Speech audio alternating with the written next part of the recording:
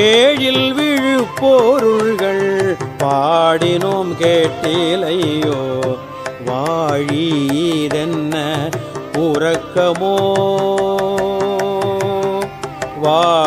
வாழீரென்ன உறக்கமோ வாய் திறவாய் ஆழியான் அன்புடைமை ஆமாறும் இவ்வாறோ ஊழி முதல்வனாய் நின்ற ஒருவனை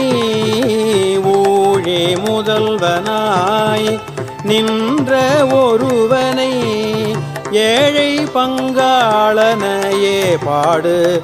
ஏலோர் எம்பாவாய் ஊழி முதல்வனாய் நின்ற ஒருவனை ஏழை பங்காளனையே பாடு